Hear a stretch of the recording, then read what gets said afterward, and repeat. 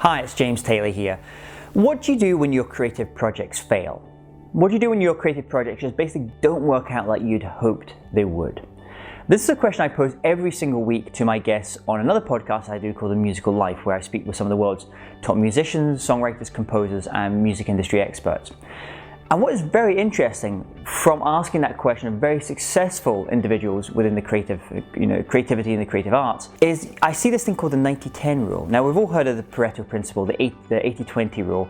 80% of things come from 80% of the results come from 20% of the work that you do. But there's this other one called 90-10. So 10% is basically what happens to you. And when I say what happens to you, I mean when you work on something and for whatever reason it just doesn't work out, and that 10% is where the agent says, sorry, we don't want to take up this book, we don't want to find a publisher for this book, or the promoter decides not to book you for their show. So that 10% is kind of, to many extents, is slightly out with your control. But then there's this 90% of the things that are within your control. And this is that 90% where it's how you react and how you respond to those creative failures. And this is the thing I see from creative people. It's basically three things I see from them.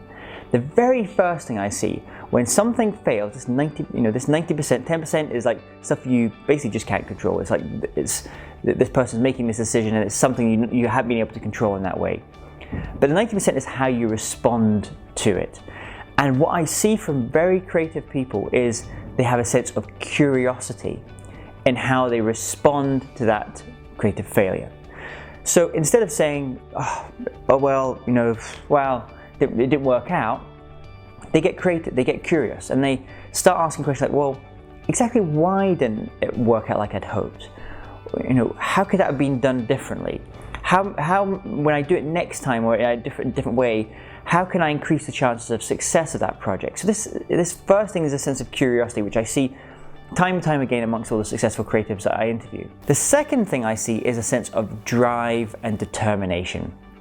So this is, other words I often hear expressed as a hunger. It's a hunger for wanting to be able to be the best at your craft, to really master your craft. Success, it's a kind of a loaded word.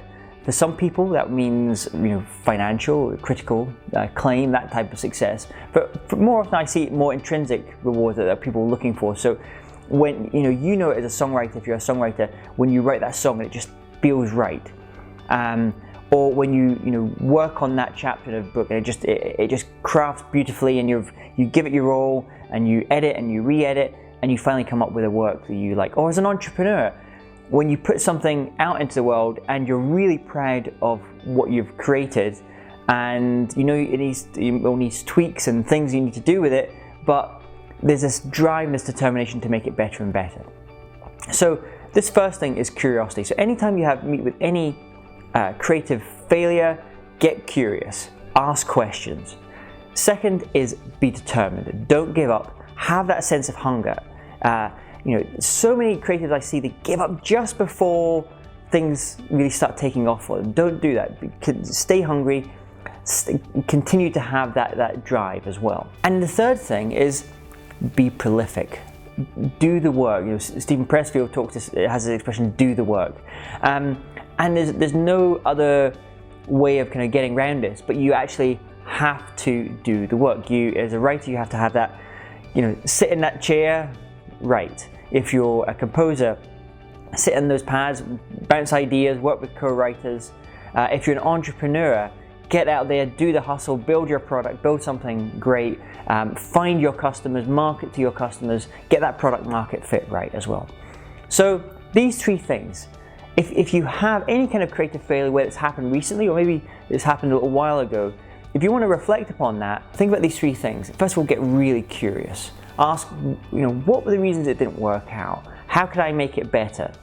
Second, don't give up. Have that drive, have that determination.